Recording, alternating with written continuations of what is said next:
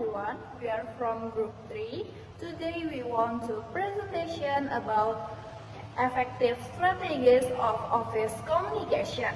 Before we begin our presentation, let me introduce myself.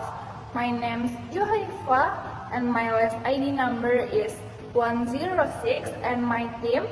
My name is Kusuma Putri Utamim and my last ID number is 054.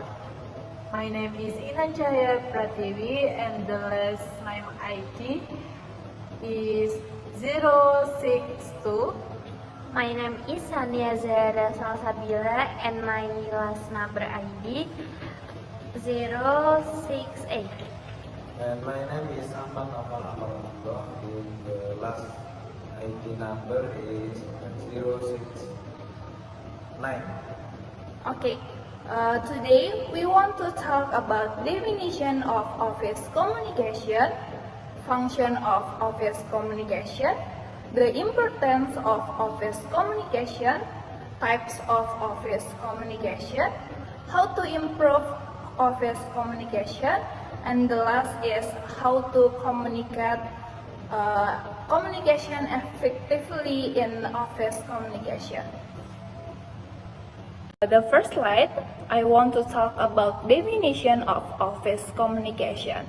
The definition of office communication is the process of sharing knowledge and ideas between one person or group and another person or group within an organization, both verbally and non-verbally. It is important to get the job done as well as developing a sense of trust and increasing employees' productivity. Next, function of office communication. The function of office communication is various functions include media relation, crisis management, internal messaging, and customer engagement with the aim to communicate and support business goals. Next, the importance of communication. Number 1, helps to create a company. It's important for a business to have an established branding strategies, create familiarity for customers so they know what to expect from your company. The second, allows manager to set staff policies. Creating internal policies for staff allows employees to know what their employer expects of them in a broad variety of work situations.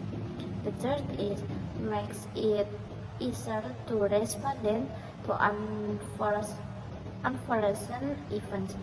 This can include events specific to the company, or they might be larger changes that require with a widespread adaptation across many business and industry.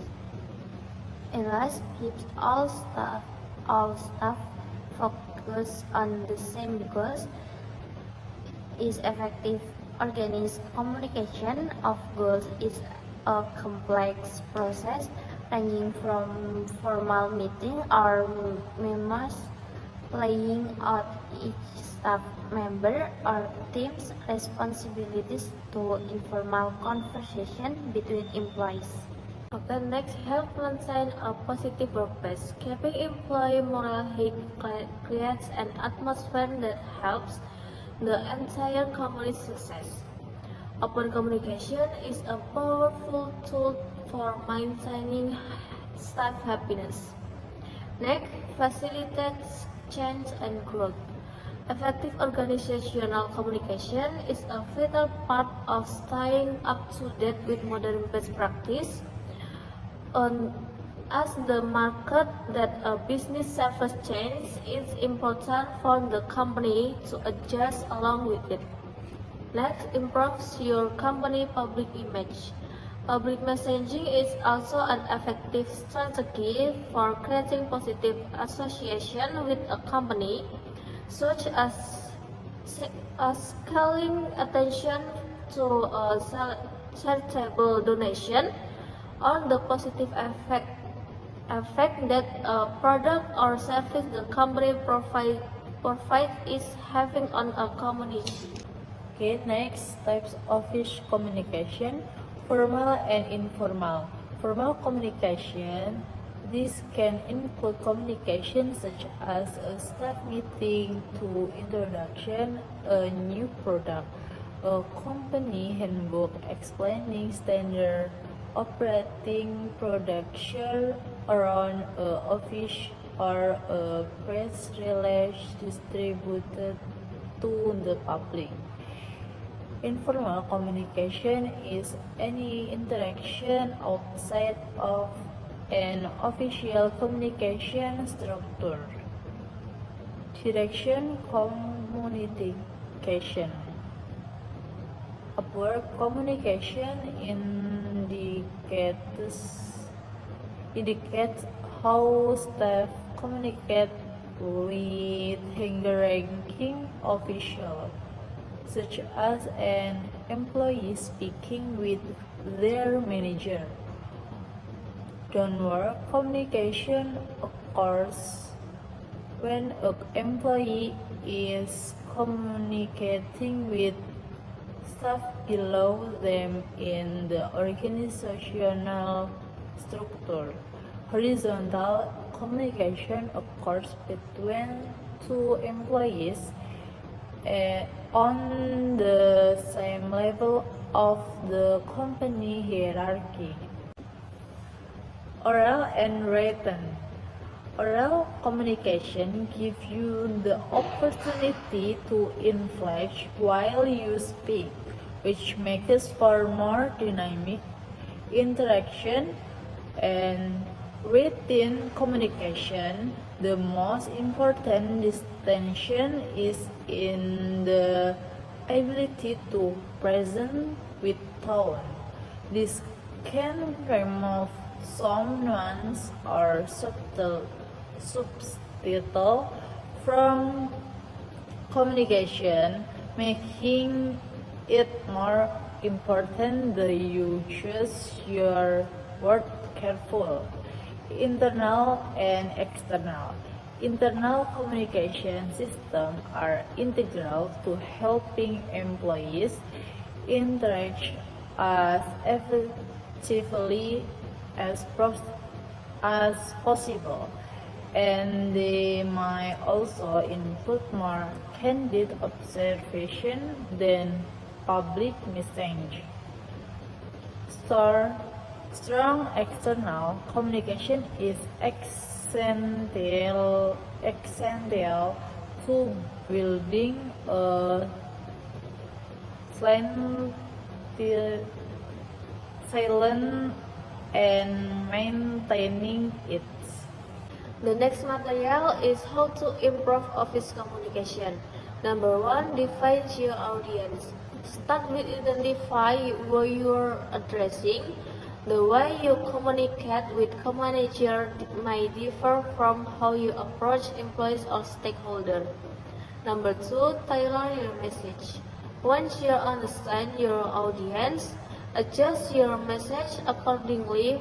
For example, if your company is entering a new market, stakeholders might need to hear about the financial goals, while employees will benefit from knowing how the change affects their roles. Number 3, clarify your purpose. Every communication within a business should have a clear goals. For instance, stakeholders might need detailed analysis for decision making, while employees might require motivation and actionable steps. A clear purpose ensures your message is focused and effective. Okay, plan the process. Logistics play a vital role in communication. Decide on the timing, frequency, communication system, and delivery pattern. Nah, delivery with impact. The tone and style of your message matter as much as its content. Effectively communicate with compassion, clarity, connection, conviction, and courage.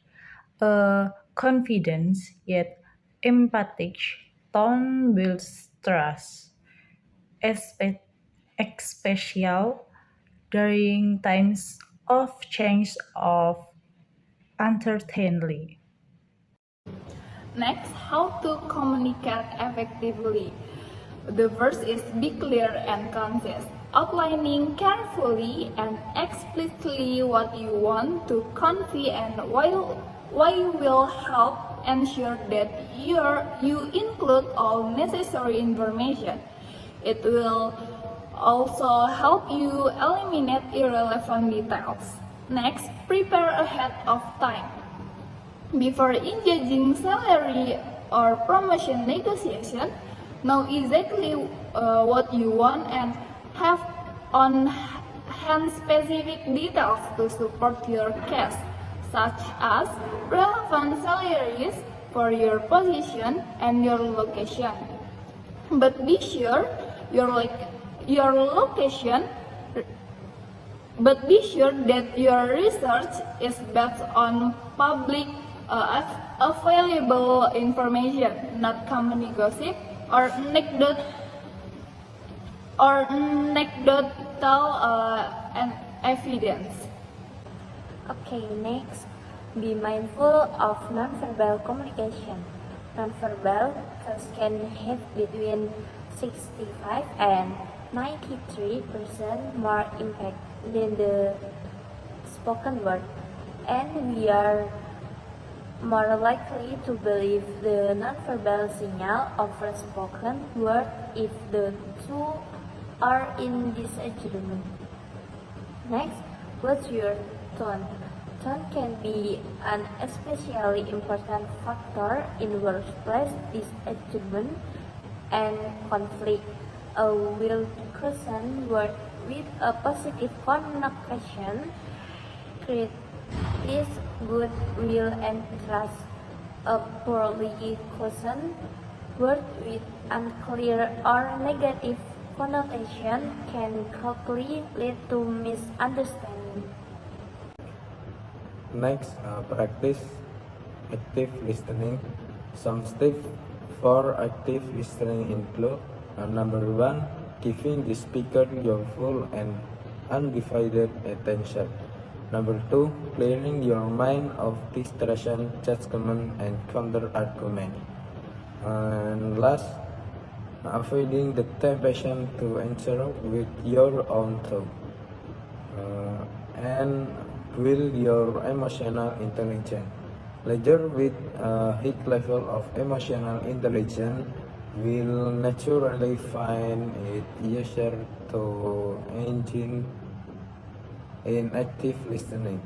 Mention appropriate tune and use positive body language, for example. Next, develop a workplace communication strategies.